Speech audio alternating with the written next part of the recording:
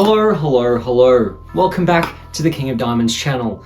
I don't know if you heard, but Knives Out 3 has received an official trailer about a week ago. Looks pretty fun. I'm sure I'll enjoy it. So I thought, seeing as the new one is coming up soon, that I would talk about the original Knives Out film. Knives Out released in 2019 and starred Daniel Craig as a detective named Benoit Blanc, who has a foghorn leghorn voice. This movie is directed by Rian Johnson and is quite interesting because it is a tribute to classic murder mystery stories, murder mystery films, books, Agatha Christie, all that good stuff. And, well, it was quite a sensation when it came out. A lot of people really enjoyed this movie and still do to this day. So much in fact that it made enough money to warrant a sequel being made. But that is a topic for another day. Knives Out from 2019 was pretty fun. I will admit the movie's not perfect, it's got some problems, and I will say that I do wish that some of the characters got more attention in the movie that didn't really have many lines or scenes. But overall, the film was really great. I mean, it has a nice vibe to it. I think that's the main thing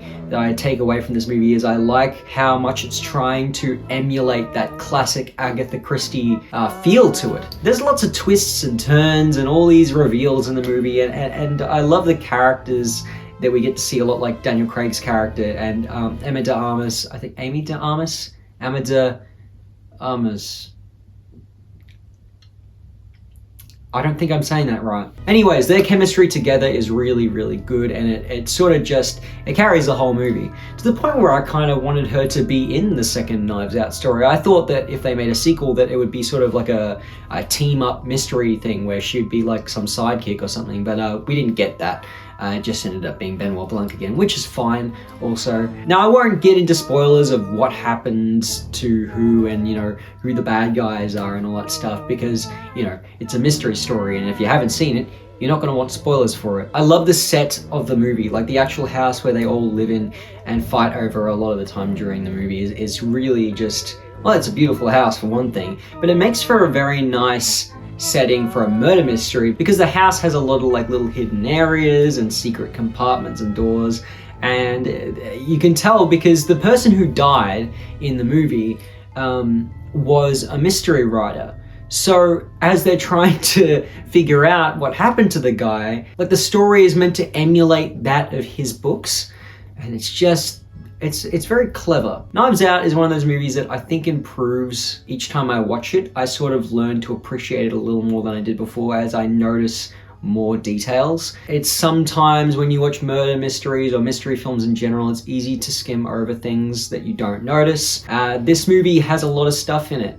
And as I watch it more, I find I notice little things I didn't before or little lines that I missed. And I like seeing a movie that improves upon rewatch. And I had a phase where I sort of didn't appreciate it as much as I probably should have because I really like mystery, detective-y sort of movies and stories in general. It was kind of annoying that I was choosing not to appreciate something because I thought, oh, it's not perfect. It doesn't focus on this enough, or it doesn't focus on that enough. And I had to sort of just silence myself and say, no, just appreciate it for what it is. Because Knives Out is a special movie. Mystery films in general are not a very popular genre. It's not like superheroes or even dramas, really, for that matter. It's sort of become a niche. And so when we get something that's a tribute to old classic murder mystery type stories, like a Sherlock Holmes film, or Knives Out, or even Kenneth Branagh's Murder on the Orient Express. I'm looking forward to the third one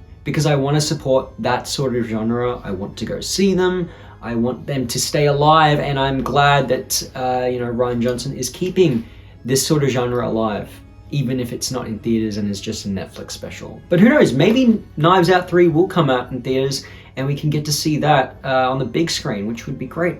I'm definitely going to go see it on the big screen if it does release in theaters, even if only for a short amount of time. But yeah, I kept this review very, very short. I just sort of wanted to talk about my feelings towards the movie because I'm really excited about the third one, and I like the movie a lot. And I think that this franchise is something very special, and I think that as we see it grow and continue, we'll get more good and bad movies, but I'm just glad that we're going to get mystery stories. So I really hope that the third one is not the last one. I want to get more Knives Out movies. I want to see a 4. I want to see a 5.